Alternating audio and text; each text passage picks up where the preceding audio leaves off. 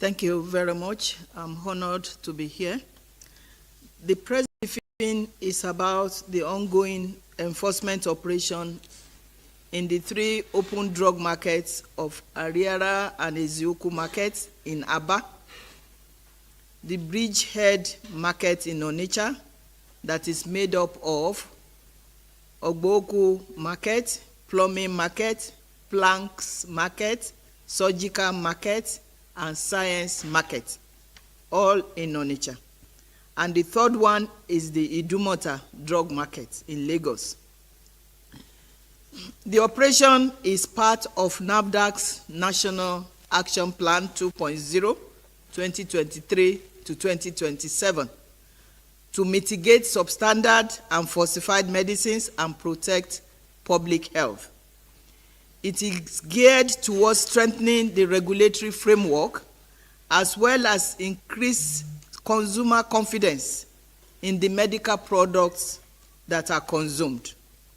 It is also a means of protecting trade by removal of counterfeited products and making the counterfeiters answerable legally and through sanctions, with the ultimate goal of protecting trade and the citizenry. The operation is an outcome of the strategic partnerships that Nafdac has made and which is part of the National Action Plan 2.0. The planning of the highly confidential operation started in 2024 with a strong collaboration with the Office of the National Security Advisor, ONSA. The simultaneous exercise started on the 9th of February 2025 by cordoning off the 3 markets with 1,100 security forces comprising the military, the police, and the DSS personnel, with 350 security forces in Lagos, 400 forces in Onitsha, and 350 forces in Aba with their accompanying vehicles and equipment. This large number of security personnel were deployed because of the perceived volatility of these locations and to control any violence or resistance that may arise during the exercise. The NSA duly informed the respective governors to ensure a buy-in. However, the exercise had to be extended by additional 2 to 3 weeks in each of these locations because it was underestimated during the planning. The teams in each of these locations commenced by holding a meeting with the members of the executives of the market union in each of these markets on the need to cooperate with enforcement officers from Nafdac and Pharmacy Council of Nigeria, our sister agency that is also in charge of site license and practitioner license. The modus operandi and the protocols for the screening was communicated to the market executives.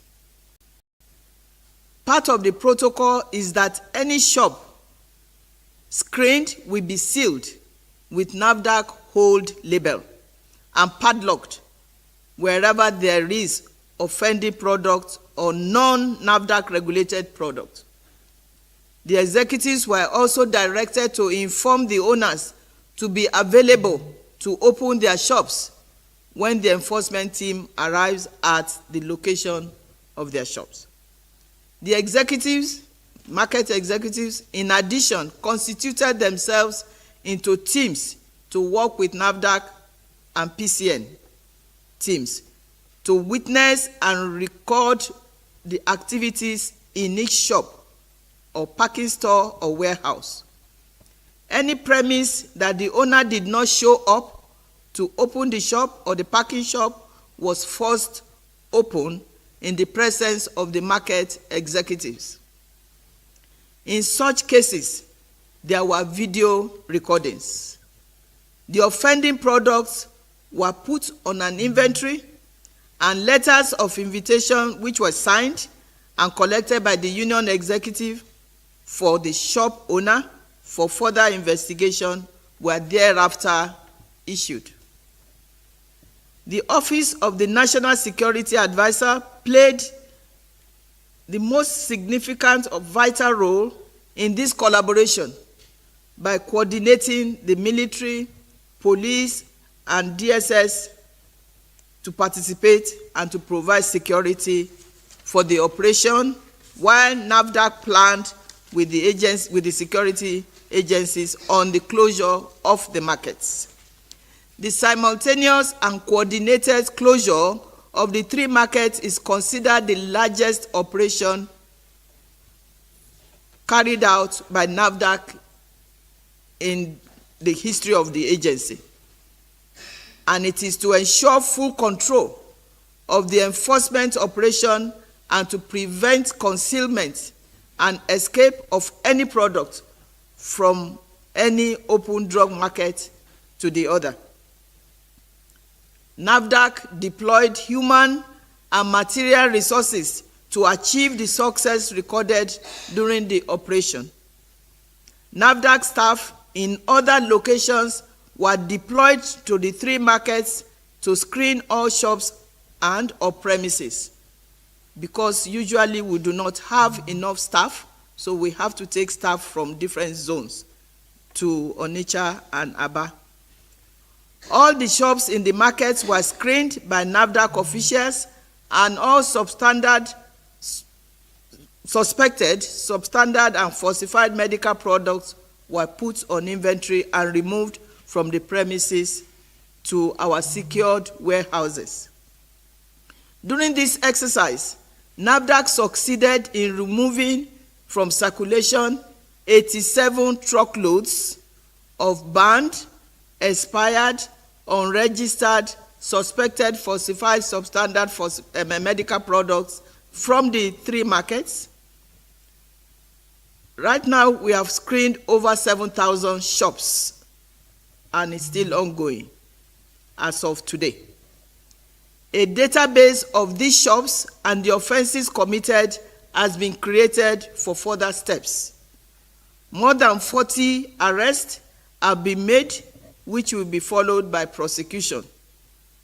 The screening of shops ended on Tuesday this week, February 25, in Idumota and Aba.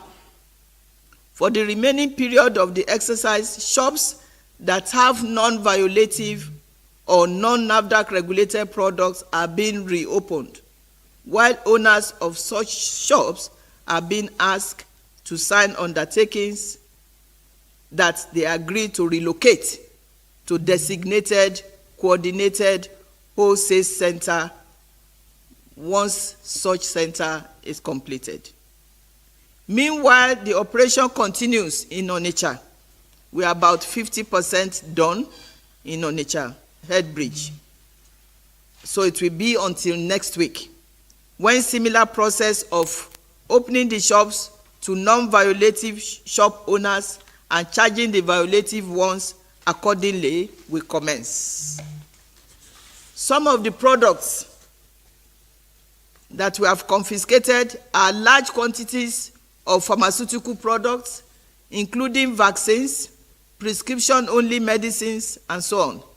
These products were discovered stacked in toilets, under staircase, and rooftop at very high temperatures, without consideration for cold chain storage requirements. Oxytocin injection, which is a drug that is used to make sure that a woman that is delivering a baby will be done safely.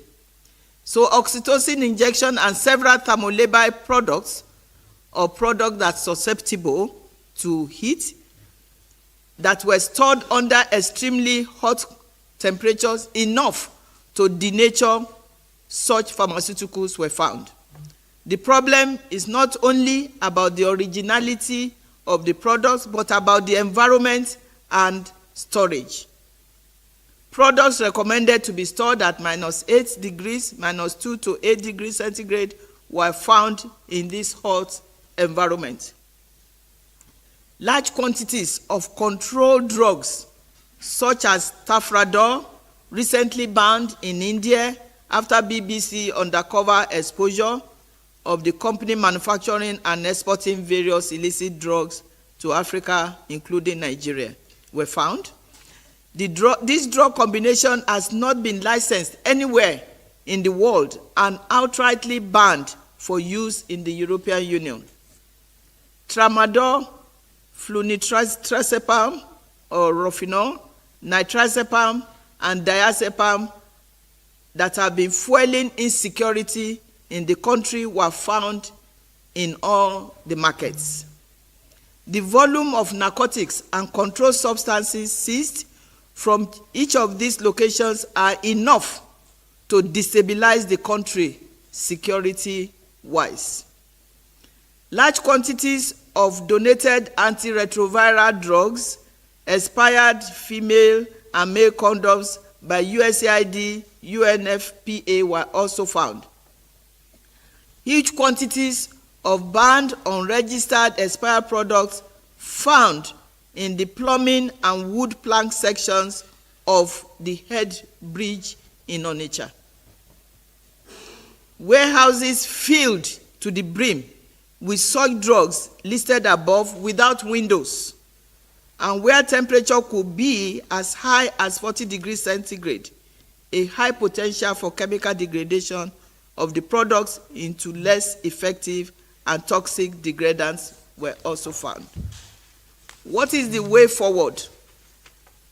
After the operation, Nafdac and Pharmacy Council of Nigeria, PCN, plan the relocation of these markets within the next 1 year to the planned coordinated wholesale center in the different cities.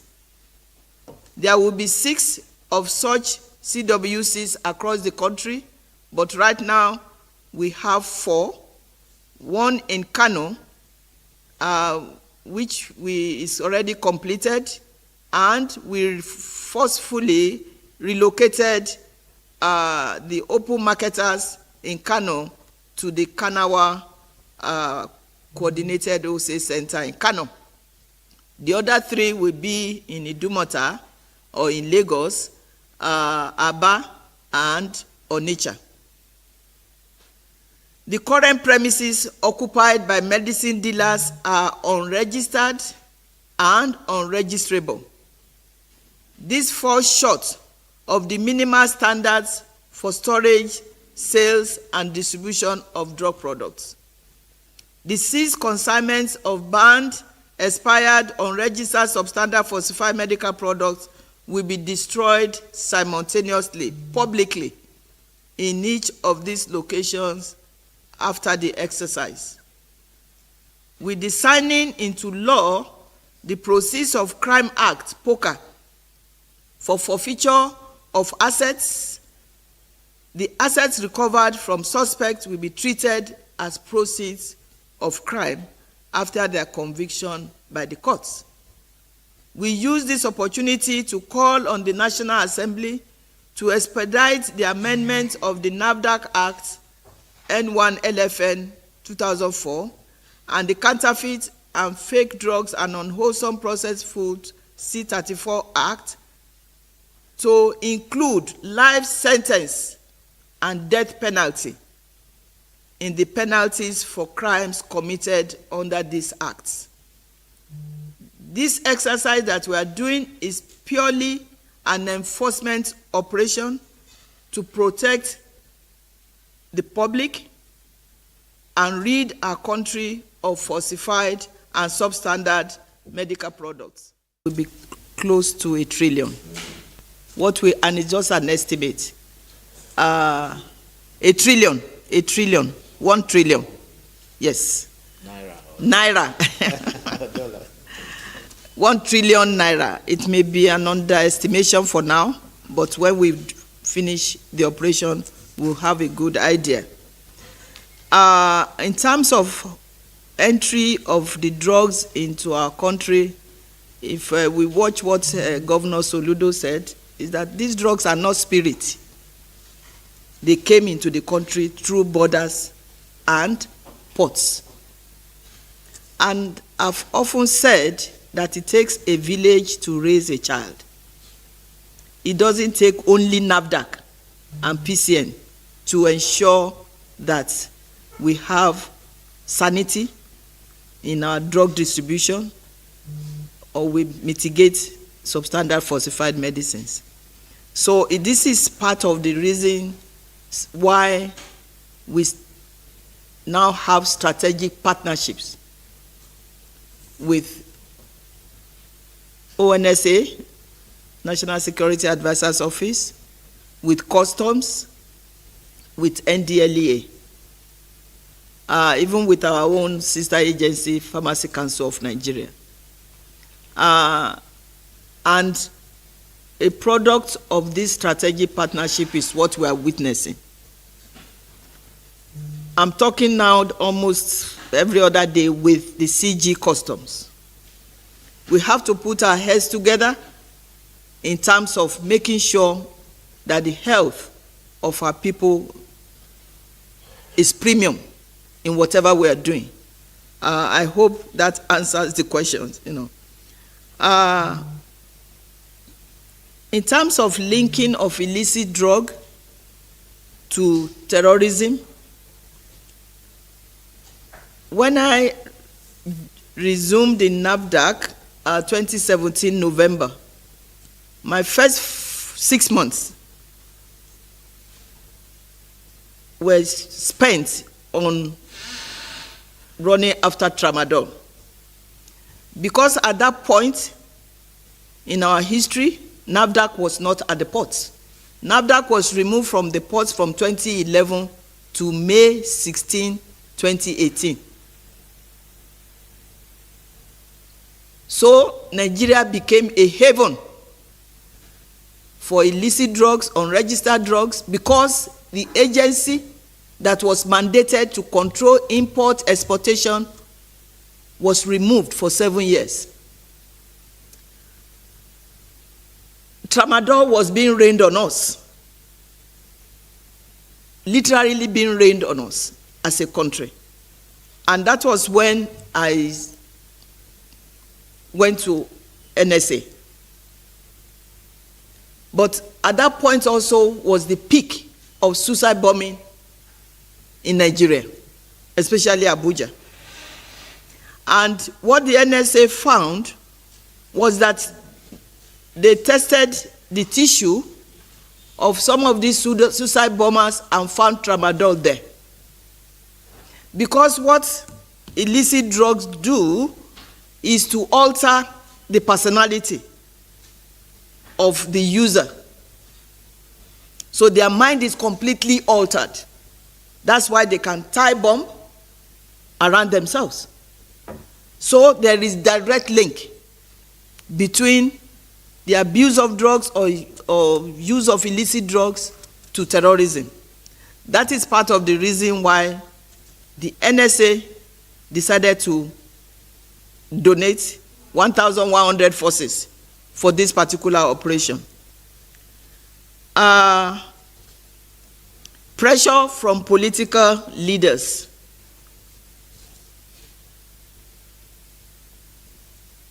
Before we started the operation, I made sure that the NSAs will speak on our behalf to the governors, because it is their constituencies and they have to face the people. So the NSA contacted the governors, but I would say that I've been fortunate to have the 3 governors as cerebral, despite the fact that we are in their states to enforce. Again, if we watched Professor Soludo. He said Nafdac came, he addressed his people, that Nafdac came to save them from themselves. To me, that is fortunate for a regulatory agency. The same thing with Governor Oti. But at the same time, they're getting pressure from their constituents. And I understand that. And I've made it very, very plain, we are not against trade. There is no country that has open markets like Nigeria in the world. We have the largest open market in the world, where anybody can get any drug at any time. And as part of our own strengthening of regulatory system, what we are doing now is just one aspect of our regulatory strengthening. We are expected to have what is called market control. We started a journey of comparing ourselves with the best regulatory agencies in the world, what is called WHO Global Benchmarking.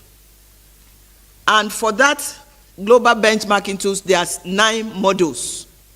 One of them is market control, meaning the products that are coming into your country, you are able to track them through the product life cycle. You are in control of where they are. Why is that so important? It is important because of the life of our people first, because of trade. When we started the journey of global benchmarking, we were -1 in the ranking of 1 to 4. That was 2018. Now we are maturity level 3.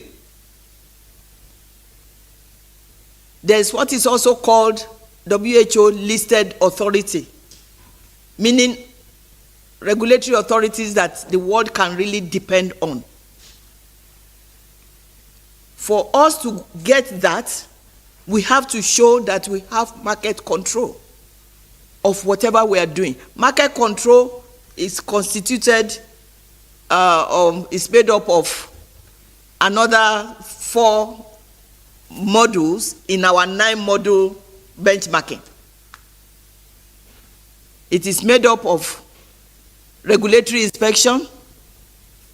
It is made up of enforcement. It is made up of post-marketing surveillance. It is made up of laboratory services. It is made up of pharmacovigilance. So it is market control, but it comprises so many other modules. And we will not get to WHO listed authority with our maturity level 3 unless we have market control. Why is WHO listed authority so important? It is because of our manufacturing, local manufacturers especially. If we have that, any product we approve can be traded globally. That is decrease in unemployment, increase in our GDP. Those are peripherals. The first thing is confidence in the consumer in terms of the products that we take or we use in the country. Public health and trade, decrease in unemployment. So it is extremely important. So we are not taking just this enforcement as a show. No. It is a component that is ingrained in our future in terms of playing in the global arena for trade. Very important. And to talk of President Ahmed Bola Tinubu, the executive order that he pronounced last year in terms of local manufacturing, if we don't do what we are doing, we'll just be manufacturing for ourselves. That doesn't translate to improving our economy. So this is part and parcel of what President Tinubu had in mind when he had the executive order. So the political pressure is there, but the governors have been able to convey to their constituents that this is temporary, and they are ready to build coordinated wholesale center or do a PPP partnership to build coordinated wholesale center where we can monitor what is going on. With the Kano Coordinated Wholesale Center has our office there. It has PCN office. It has a police station. And we go there routinely to check what they are selling. It's like 3 floors, 2 floors, and then the ground floor of a mall. So that is why I said I've been fortunate to have cerebral governors. In terms of shutting down trade, we are not shutting down trade at all. It is that we have to do this enforcement. Many people are dying. Many people have died. A senator met me and said, DG, what Nafdac is doing is great. That he has hypertension. And he has a prescription of amlodipine, 10 milligram twice a day. That his blood pressure never went down. And he traveled and got prescription from outside. Instead of 10 milligram twice a day, he now uses 10 milligram once a day, and the blood pressure has gone down. This is us. So it's not about doing something against trade. It's about making sure we live quality life. We don't die before our time. The senator said that 3 of his brothers have died as a result of hypertension. Millions might have died. We don't have statistics. We have informants in the community. We don't have enough. But we don't have a structured whistleblower within the agency. Actually, we do. Yes, freedom of information. Yes, we are part and parcel of that, even within the agency. But in terms of enforcement, we have informants. And our own enforcement directorate has been given a la carte allocation in terms of how to use the money when informants would want to tell them something. 3 years ago, we got an information about the plumbing section of the Onitsha bridgehead. We have a squad of police, because Nafdac is also the center, the head of federal task force. So we have a squad of police. Some of them went with us to Onitsha bridgehead. They narrowly missed death. With police. About 6 months ago, a team of our inspectors went to the market and they beat them. One was bleeding so profusely. So, in terms of whistleblowing, yes, it comes with a lot of risks. And that is part of what many people don't understand about our work. We don't have 9 to 5 business schedule in terms of work. It can extend to 10. The inspector at the port can call me at 12:30 a.m., 1 a.m. We are at the port. We are trying to track a vehicle that is trying to fly out. People don't understand the threats that we face. But with the whistleblowing also comes a lot of risks. But to answer your question, yes, we have whistleblowers, we have informants, Within our own agency, we've signed the Freedom of Information Act. Anybody can say anything, if they have evidence. In terms of foreign inspection and corruption, when I got to Nafdac in 2017, we had 3.2 billion naira debt. We had 500 million naira that was spent 2 months, before my resumption, between September or October and November. 500 million, it wasn't spent on capital.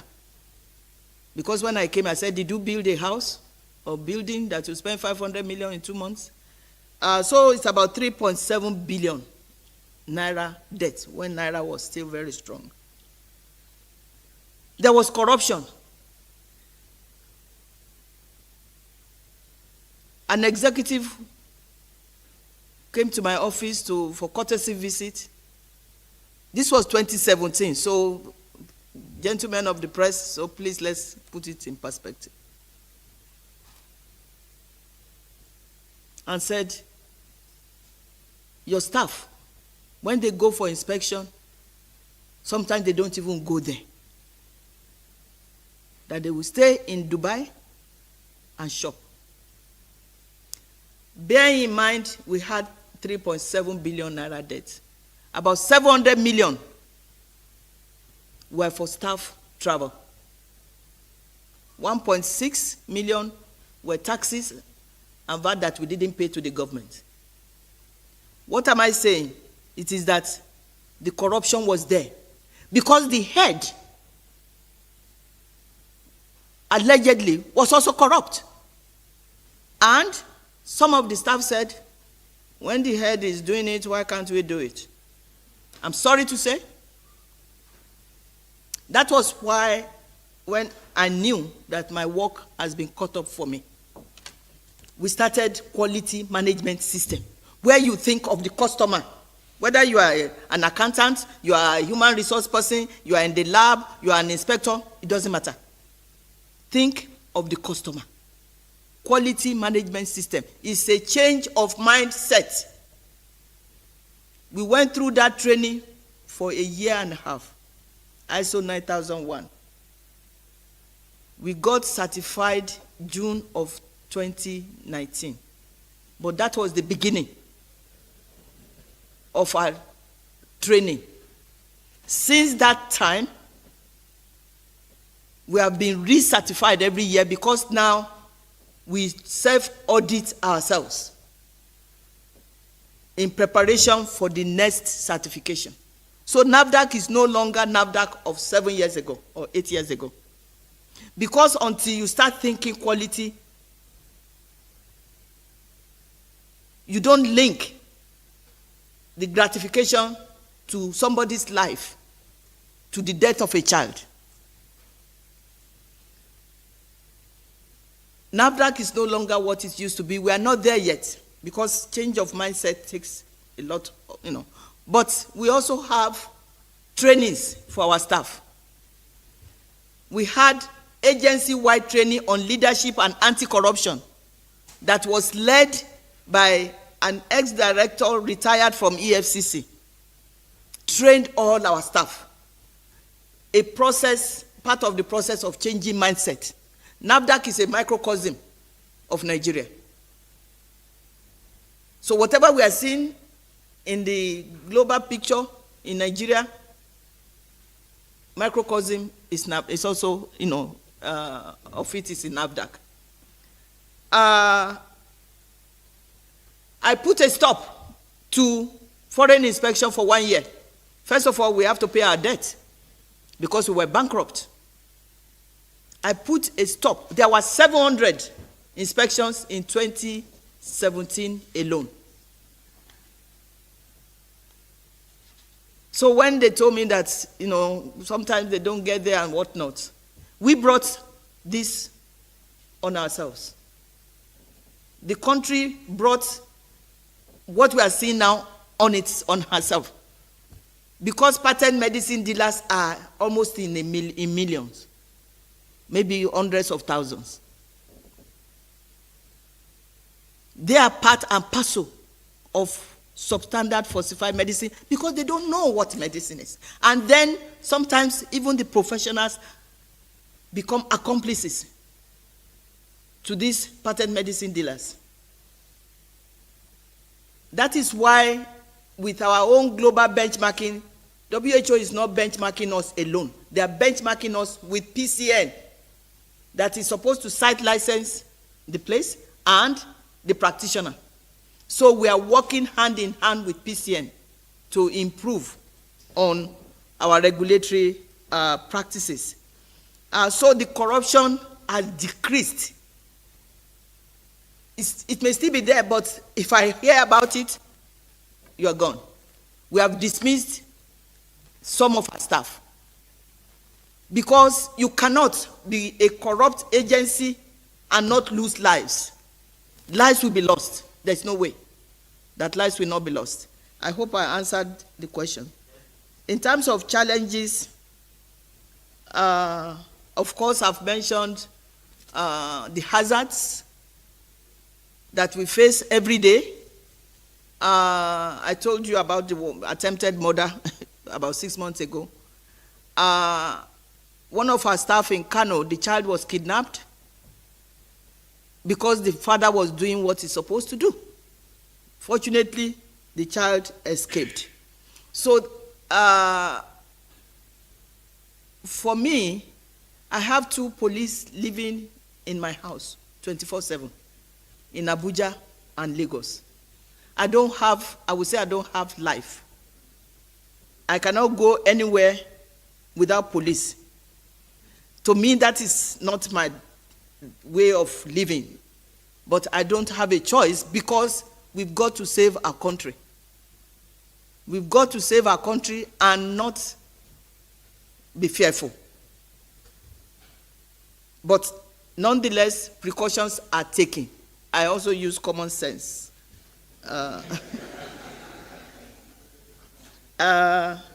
In terms of what my brother from ITV mentioned in pre-operational legal framework, we are guided by our act.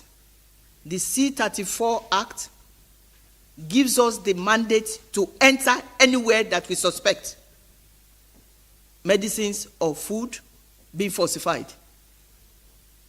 We have that backing by the law. Does that mean that we are not concerned about being sued? We are concerned. We have a legal directorate.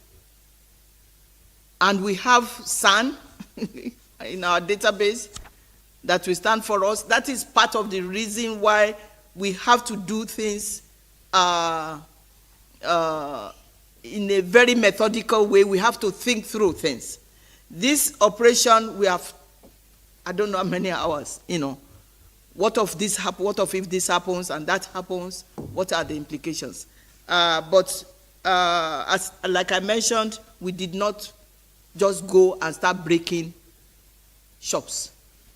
The union marketers, the union of the head of union of the market are always there. And we ask all marketers to come. Some came. The ones that didn't come, in the presence of the union leaders, we forced open because we have the mandate. C-34B gives us the mandate to do that. Reopening of Onitsha Bridgehead. If it's left for me, it will have been, reopened the first day. But it's not me. I love trade.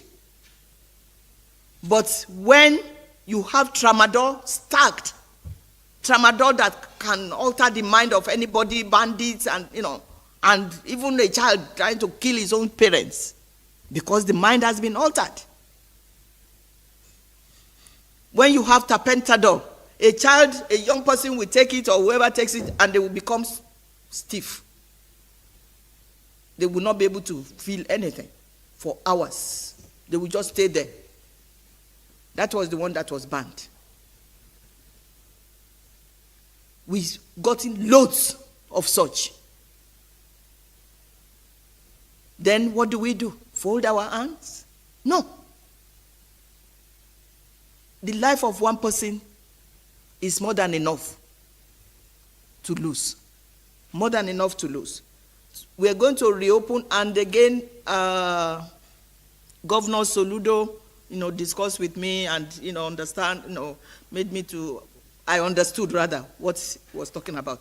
But it was very cerebral. Onitsha Bridgehead was closed in 2007. That was long before my time. This time around, it's about a month.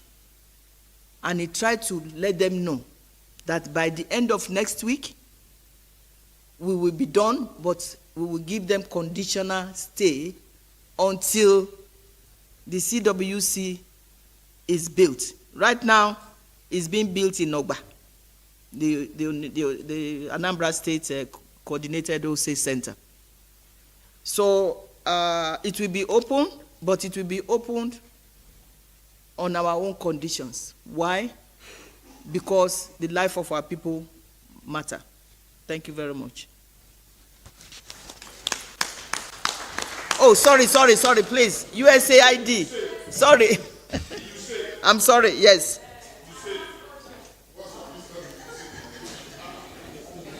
Sorry, yes. Unfortunately, people from the US are not the ones that are trafficking on donated products. It is our people. It is our people in the warehouses or wherever, I don't know how they do it. Somebody went to Wuse and found bed nets being sold with USAID there. So this one is because of our own people. But the deterrent has to be there. The deterrent has to be there. That's why we need to work with our legislative arm to ensure that the deterrent is stiff, so that people will think in terms of falsification, diversion, infiltration, or whatever, of what is not supposed to be outside. How they got there, I don't know, but we have seen that happening. It's unfortunate that it has happened. Business Day, amendment and relevance, yes, to what is happening. I said it takes a village to raise a child. It takes executive, legislative, judiciary to make this happen. If somebody, not if, there was a case of somebody trafficking in Tramadol and they sentenced the person to 5 years or 250,000 naira. What is that?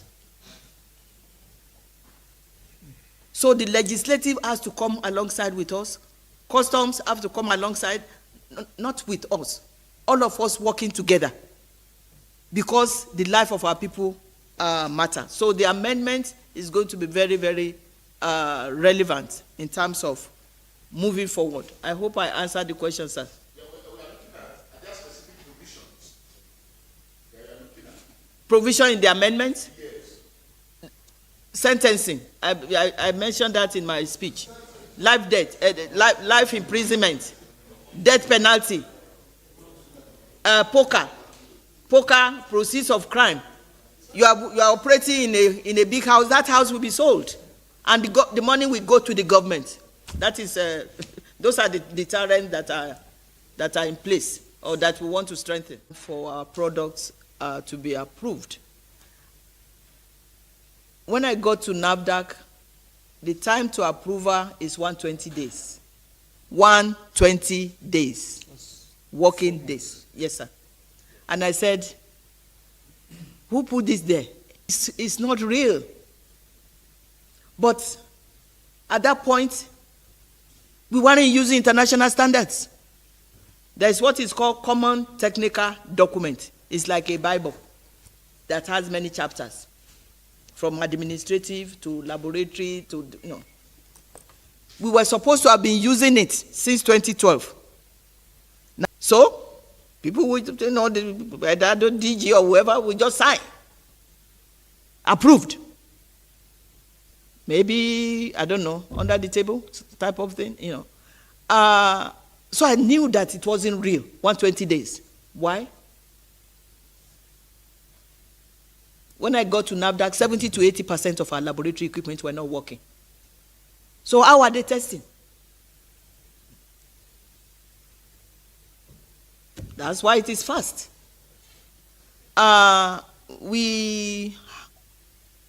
We also compare ourselves with regulatory authorities in Africa.